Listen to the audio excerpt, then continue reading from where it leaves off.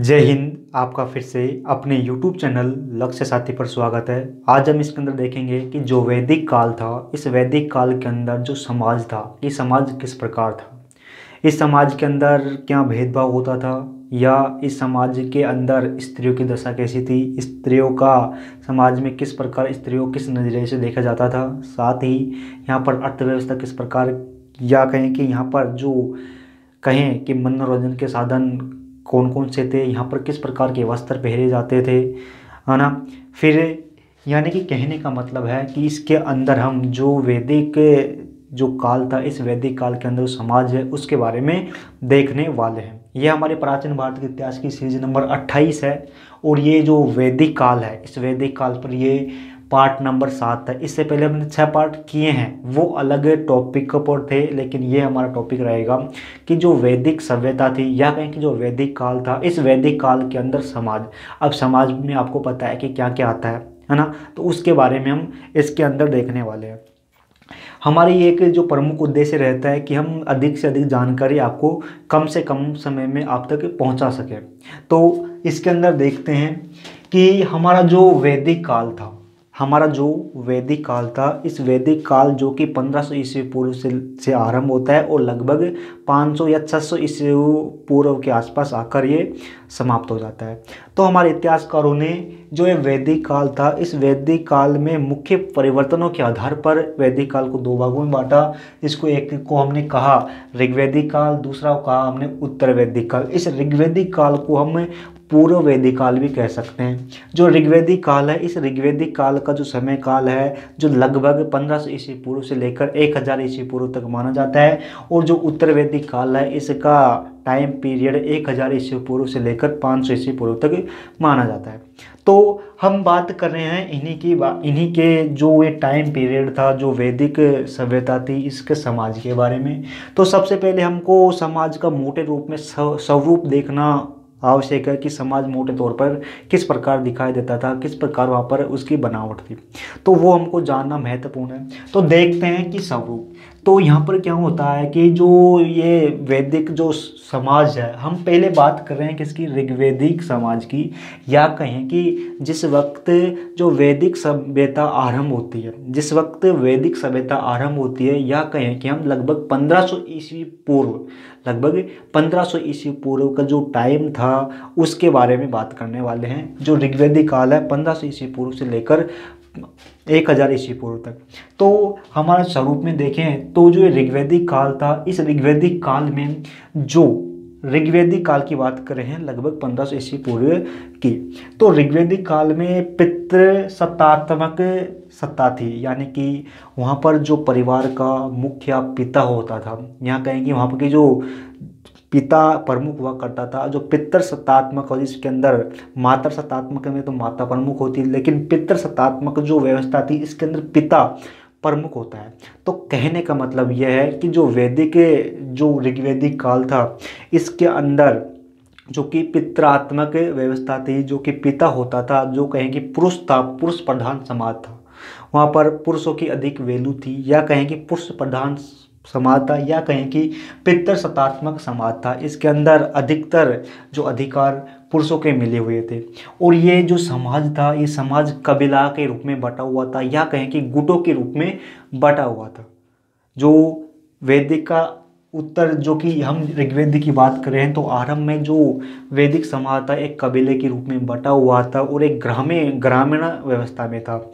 यानी कि जो सिंधु घाटी सभ्यता तो नगरीय व्यवस्था में थी, नगरों में रहती थी, लेकिन जो ये वैदिक सभ्यता थी ये हमारे ग्रामों में निवास करती थी, या कहेंगे ग्रामीण एक सभ्यता थी।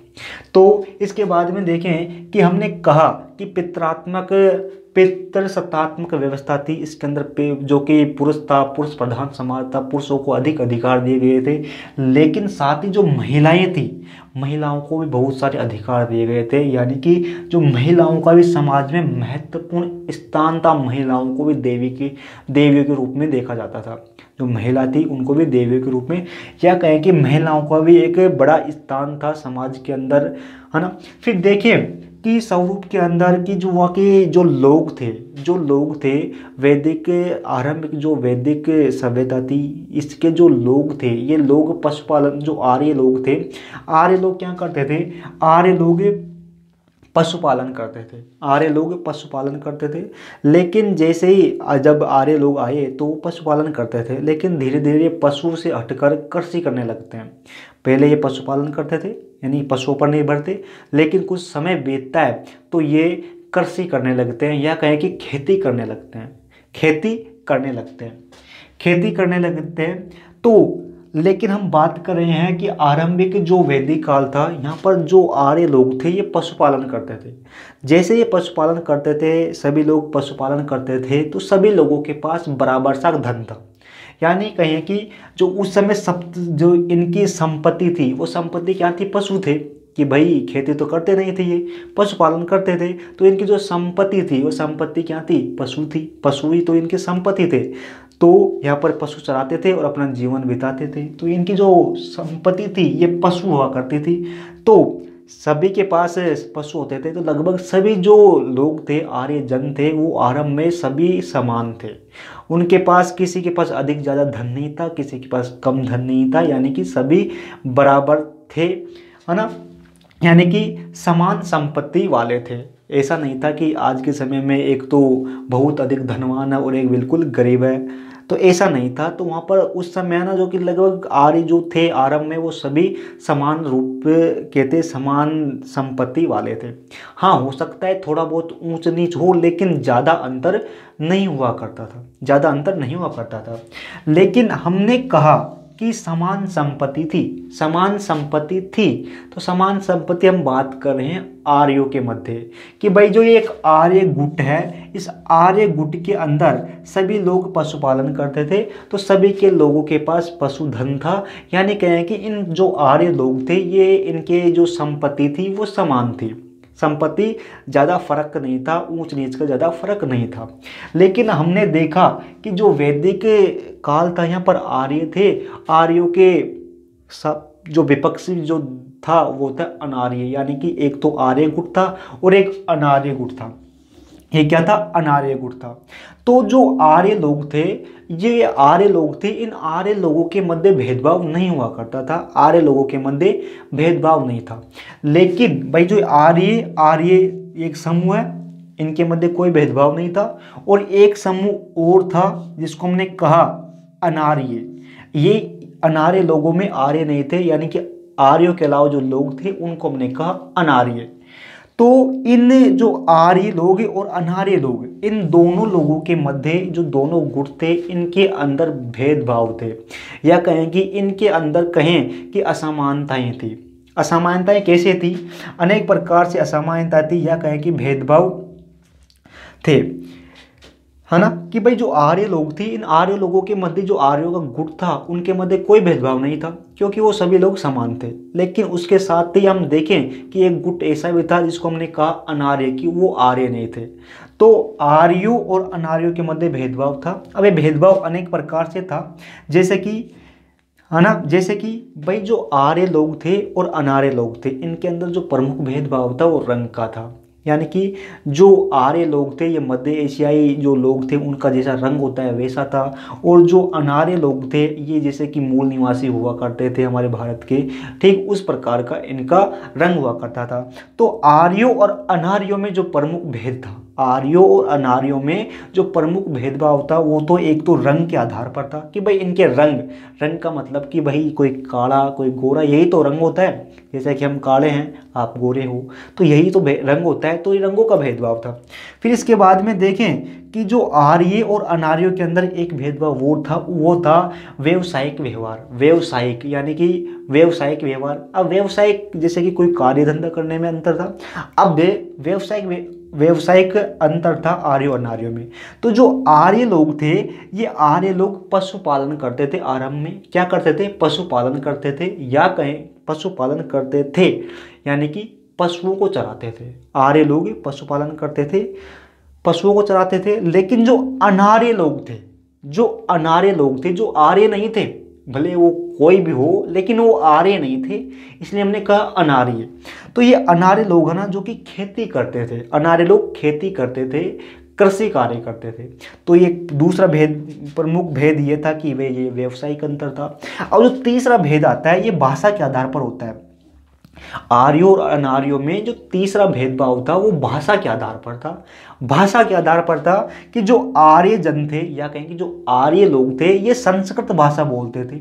जो आर्य लोग थे ये संस्कृत भाषा बोलते थे, और हमको पता है कि संस्कृत भाषा एक कठिन भाषा थी, एक हार्ड भाषा थी। तो ये आर्य लोग जो कि संस्कृत भाषा बोलते थे, साथ ही जो अनार्य लोग थे, जो आर्य नहीं थे, जो अनार्य लोग थे वो बोलते थे स्थानीय भाषा, कि जो भारत में उस समय जो बोली जाती थी स्थानीय भाषा वो बोलते थे। अनार्य लोग तो भाई संस्कृत भाषा बोलते थे और ये स्थानीय भाषा बोलते थे। तो ये जैसे कि आर्यों और अनार्यों के मध्य जो प्रमुख अंतर थे, जो भेदभाव थे, वो थे एक तो रंग के आधार पर था, और एक कार्य के आधार पर था, और एक भाषा के आधार पर था। और ये आर्य इन कारणों के कारण अपने आप को श्रेष्ठ मानते थे, है ना, आर्य अपने आप को श्रेष्ठ मानते थे, और जो अनार्य लोग थे उनको एक कम मानते थे अपने से। अब इसके बाद में देखें कि जो ये हमारा जो वैदिक काल था, इस वैदिक काल है ना, वैदिक काल था, इस वैदिक काल को हमने दो भागों में बांटा, एक तो ऋग्वेद और एक उत्तर वैदिक काल। ऋग्वेद को हम पूर्व वैदिक काल भी कहते हैं। तो जो ये पूर्व वैदिक काल है, जो कि लगभग कहें कि 1000 ईस्वी पूर्व के आसपास, 1000 ईस्वी पूर्व के आसपास जब ये ऋग्वैदिक या पूर्व वैदिक काल समाप्त होने वाला था, लगभग 1000 ईस्वी पूर्व के आसपास हमको चतुर्वर्णीय व्यवस्था देखने को मिलती है। चतुर्वर्णीय व्यवस्था देखने को मिलती है। ये ऋग्वेद है, जो हमारा ऋग्वेद है, ये जो हमारा ऋग्वेद है, इस ऋग्वेद का है ना जो 10वां मंडल है, जो कि लगभग 1000 ईस्वी पूर्व का है ना, ऋग्वेद का 10वां मंडल जो कि 1000 ईस्वी पूर्व का है। तो इसके अंदर हमको देखने को मिलता है चतुर्वर्ण व्यवस्था। चतुर्वर्ण व्यवस्था, अब ये चतुर्वर्ण व्यवस्था ना, तो हम इसको देखते हैं कि भाई इसका जन्म कैसे हुआ। चतुर्वर्ण व्यवस्था, जैसे कि भाई ब्राह्मणों ने कहा कि भाई जो एक तो ब्राह्मण, क्षत्रिय, वैश्य, शूद्र, जो ये जो 4 वर्ण व्यवस्था थी, है ना, 4 वर्ण व्यवस्था, जो ये 4 वर्ण व्यवस्था का जन्म कैसे हुआ, यह तो जानना आपके लिए आवश्यक है ना। आपने बहुत जगह देखा होगा कि 4 वर्ण थे, चतुर्वर्ण व्यवस्था थी, जिसके अंदर ब्राह्मण थे, क्षत्रिय थे, वैश्य थे और शूद्र थे। इसको जानना भी आवश्यक है। तो क्या अब हम देखते हैं कि भाई लगभग हमको जानकारी मिलती है ऋग्वेद का एक 10वां मंडल है। अब ये 10वां मंडल है लगभग 1000 ईस्वी पूर्व के आसपास। इसमें हमको जानकारी मिलती है कि भाई हमको पता है कि आर्य जो लोग थे, ये आर्य लोग क्या करते हैं, ये आर्य लोग पशुपालन करते थे। लेकिन ये आरंभ में तो पशुपालन करते थे, लेकिन जैसे ही समय बीतता गया तो ये आर्य लोग पशुपालन से खेती करने लगे, है ना, या कहें कि पशुपालन अनार्य लोग थे, अनार्य लोग भी खेती करते थे, और आर्य लोग जो कि धीरे धीरे बाद में खेती करने लगे। अब जैसे खेती करने लग गए तो खेती से हमको क्या मिलेगा, अनाज मिलेगा। तो उस समय पैसे तो थे नहीं, तो वो जो अनाज मिलता था, या कहें कि जो अनाज मिलता था, इसको हम एक तरीके से संपत्ति के रूप में देख सकते हैं। संपत्ति है ना, जो कृषि संपत्ति, तो ये संपत्ति आई, है ना। तो लोगों के पास जैसे ये कृषि करने लगे तो इनके पास संपत्ति आई। तो संपत्ति आई ना, तो कुछ लोग ऐसे थे, वो चाहते थे कि जो ये कृषि की जा रही है, जो ये हम लोग कृषि जिसके अन्न उत्पादन किया जा रहा है, जो ये संपत्ति है, इस पर अपना अधिकार कर लिया जाए।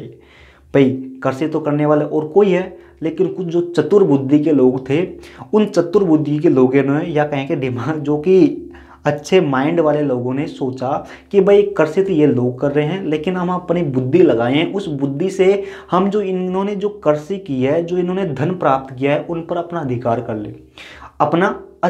लें। जो कि जो हम बताने जा रहे हैं आपको, ये समझने की बात है। हम किसी की यहाँ पर बुराई करने वाले नहीं है, हमारा कोई उद्देश्य नहीं है, तो आपको समझना है। तो देखो कि भाई कृषि की कृषि की जाने लगी। कृषि जब की जाने लगी तो कृषि से हमको उत्पादन मिलता है। उस समय धन तो था नहीं, वही कृषि उत्पादन थे, है ना।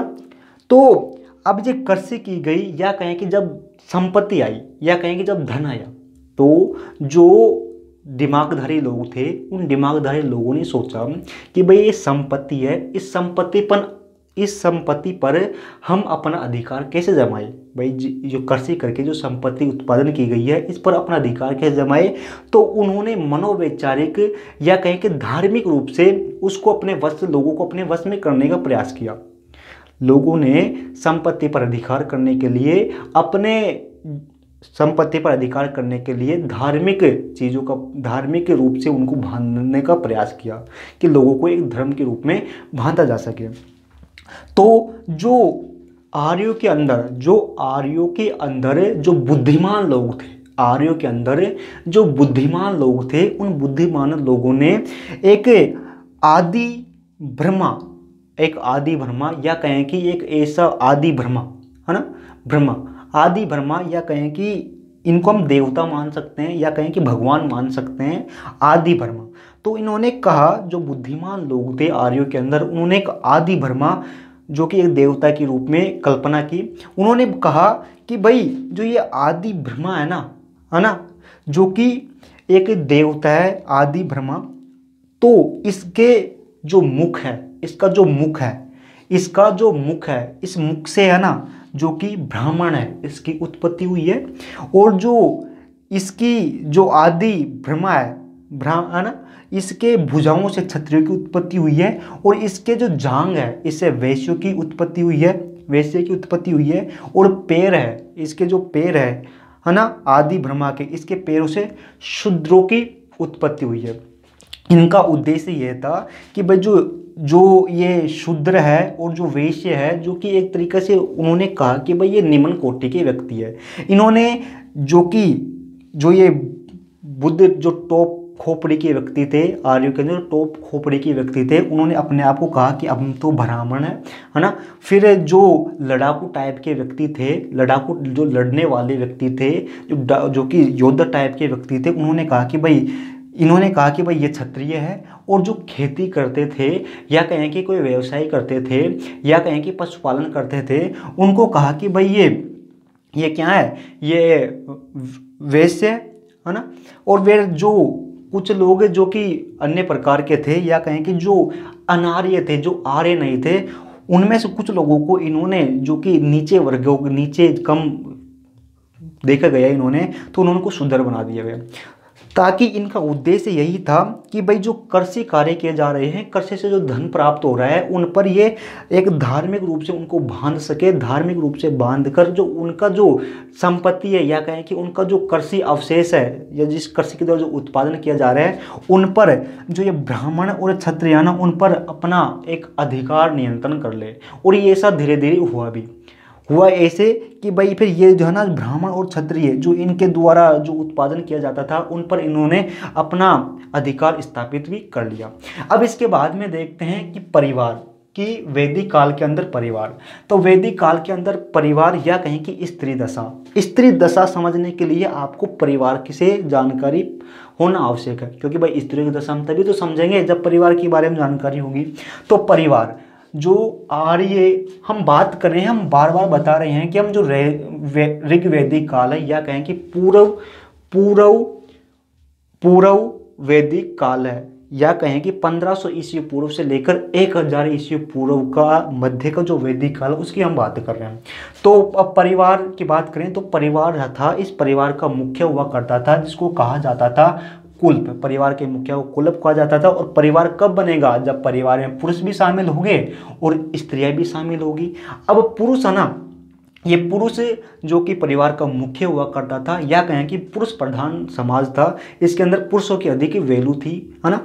फिर बात करें कि भाई जो पुरुष था ना, जो पुत्र है, पुत्र के भाई जन्म की कामना की जाती थी कि भाई पुत्र पैदा हो हमारे, ताकि वो हमारे कुल का नाम आगे बढ़ाए। साथ ही भाई ये जब उस समय युद्ध होते थे, तो युद्ध में लड़ने कौन जाता था, योद्धा जाते थे। अब योद्धा मर जाते थे तो संख्या इनकी कम हो गई, इसलिए कामना की जाती थी कि भाई पुरुष पुत्र का जन्म हो। और ऐसा नहीं है कि उस समय स्त्रियों की दशा खराब थी, स्त्रियों की दशा खराब नहीं थी। हम बार बार ये स्त्रियों की दशा खराब नहीं थी, जैसे कि स्त्रियों की दशा थी कि स्त्रियों का समाज में महत्वपूर्ण स्थान था, इनकी बातें मानी जाती थी, साथ ही शिक्षा का अधिकार भी था स्त्रियों को। जो ऋग्वैदिक काल था इसके अंदर शिक्षा का अधिकार भी था।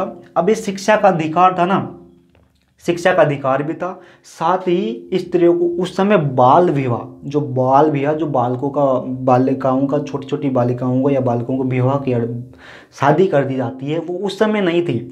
उस समय है ना जो कि स्वयंवर प्रथा, जिसके अंदर स्वयंवर प्रथा जिसके अंदर जो स्त्री होती थी या कहें कि जो बालिका होती थी उसको उन अपनी इच्छा अनुसार वर को चुनती थी या कहें कि अपने वर को चुनती थी। साथ ही प्रेम विवाह, जो प्रेम विवाह होता है, आप जानते हैं प्रेम विवाह क्या होता है, तो वही वाला प्रेम विवाह यहाँ पर होता था। लेकिन जो प्रेम विवाह है ये सर्वमान्य नहीं था, यानी कि यहाँ पर जो ऋग्वैदिक काल है यहाँ पर स्वयंवर व्यवस्था प्रथा भी थी, है ना, जिसके अनुसार स्वयंवर प्रथा में वो क्या कहते हैं उसको, वधु अपने वर का चुनाव करती थी। इसके बाद में यहाँ पर प्रेम विवाह भी था, लेकिन प्रेम विवाह को जो कि सर्वमान्य नहीं माना जाता था, जैसे स्वयंवर प्रथा को मानी जाती थी। अब इसके बाद में जो पर्दा प्रथा, यानी कि जो घूंघट काटते हैं ना, घूंघट, आम भाषा में घूंघट, तो उस समय पर्दा प्रथा भी नहीं थी। इसके साथ ही दहेज प्रथा भी नहीं थी, लेकिन भाई उस समय दहेज प्रथा भी नहीं थी, लेकिन जब विवाह हो जाता था, शादी हो जाती थी, तो उस समय माता पिता अपनी जो पुत्री थी इस पुत्री को कुछ उपहार, भेंट स्वरूप कुछ उपहार देते थे। उस उपहार को ना जो कि बहुत कहा जाता था, जो उपहार माता पिता शादी के समय, विवाह के समय अपनी पुत्री को जो उपहार देते थे उसको बहुत कहा जाता था।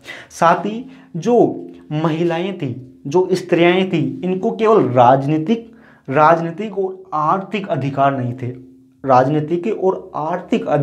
थे, राजनीतिक और आर्थिक अधिकार को छोड़कर महिलाओं को या कहें कि स्त्रियों को सभी प्रकार के पारिवारिक अधिकार प्राप्त थे। लेकिन भाई राजनीतिक और आर्थिक अधिकार तो महत्वपूर्ण होते हैं, लेकिन ये उस समय महिलाओं के पास नहीं हुआ करते थे, या होते तो बिल्कुल नाम मात्र के होते थे।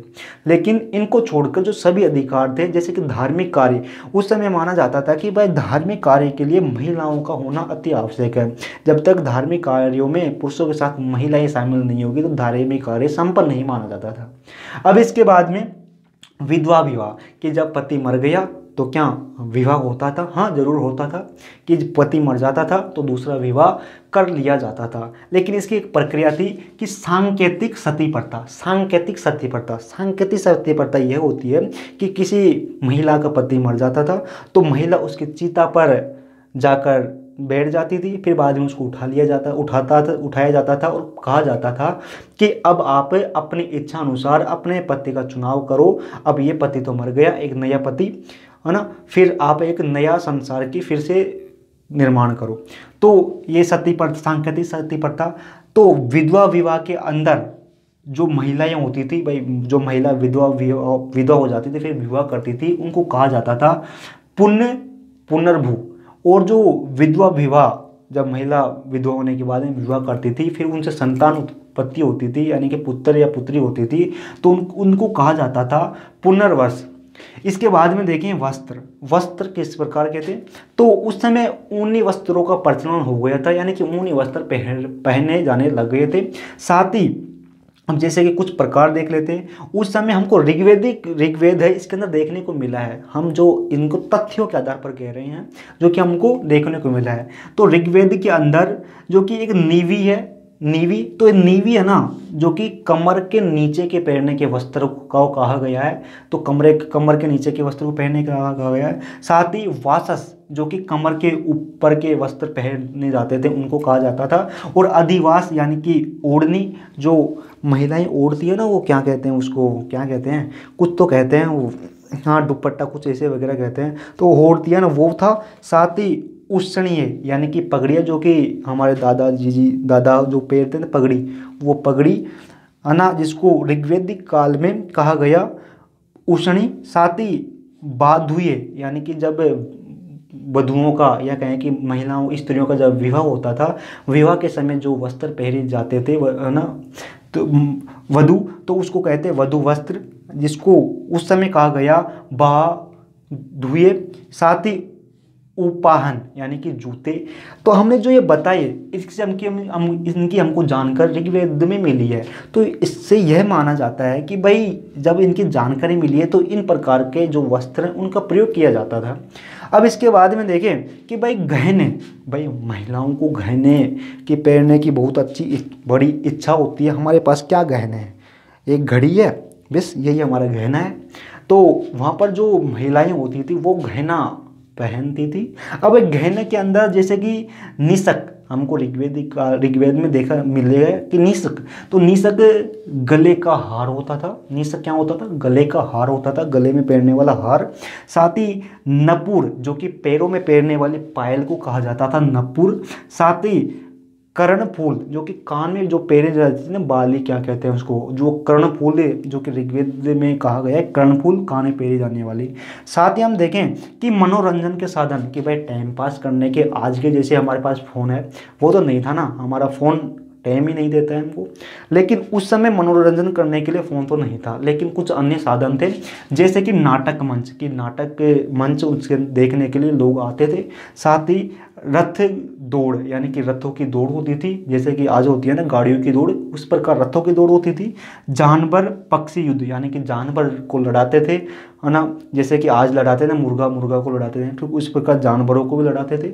ये भी था। संगीत, नृत्य, वीणा, बांसुरी आदि इनका प्रयोग भी किया जाता था मनोरंजनों के लिए। साथ ही खान पान, भाई क्या खाते थे, तो भाई खाने के लिए है ना वहाँ पर मांसाहारी भी लोग थे और साथ ही शाकाहारी लोग भी थे, यानी कि मांस खाने वाले भी थी। बहुत से लोग ऐसे भी जो मांस भी नहीं खाते थे और केवल वही खाते थे खाना ही। तो अब बात यह नहीं कह रहे हैं कि आर्य मांस नहीं खाते थे, कि आर्य भी मांस खाते थे, लेकिन आर्य कुछ विशेष अवसरों पर ही मांस खाते थे, अन्यथा आर्य मांस नहीं खाते थे। आर्य अन्यथा मांस नहीं खाते थे, लेकिन जो विशेष अवसर होते थे उन पर आर्य लोग भी मांस खाते थे। लेकिन जो अनार्य लोग थे वो तो सामान्य रूप से मांस खाते थे। तो अनार्य लोग मांस खाते थे, आर्य लोग किसी विशेष अवसर पर ही मांस खाते थे। लेकिन जो मांस के अंदर है ना, जो गायों को नहीं खाया जाता था, क्योंकि गायें उस समय जो आर्य थे उनकी पवित्र मानी जाती थी। साथ ही यहाँ पर अनाज में गेहूं, जौ, उड़द, अनेक प्रकार के अन्य फसलों का प्रयोग किया जाता था। साथ ही घी और खीर महत्वपूर्ण माने जाते थे। तो देखो हमने यहाँ पर देखने का प्रयास किया, हम यही जो आपने देखा है कहीं और देखेंगे तो कम से कम 2 घंटे इसका समय लगेगा, लेकिन हमारा प्रयास रहता है कि हम अधिक जानकारी कम समय में दे सकें। तो फिर मिलेंगे हमारी, हाँ इसके बारे में देखें कि जो इस वीडियो की डिस्क्रिप्शन है यहाँ पर टेलीग्राम चैनल की लिंक मिल जाएगी, जिस पर ये जो जानकारी दी है इसके नोट्स वहाँ पर मिल जाएंगे, है ना। फिर मिलते हैं 29वीं सीरीज पर। उसके अंदर देखो मेन बात यह है कि अभी तक जो हमने देखा है ये केवल ऋग्वैदिक काल के ही हैं। ऋग्वैदिक काल यानी कि कहने का मतलब है कि 1500 ईस्वी पूर्व से 1000 ईस्वी पूर्व तक का हमने चीज़ बताई है। लेकिन जो अब अगली हमारी सीरीज होगी जिसके अंदर हम उत्तर वैदिक काल समाज के बारे में बात करेंगे, जो हमारी रहेगी 1000 ईस्वी पूर्व से लेकर 500 ईस्वी पूर्व तक।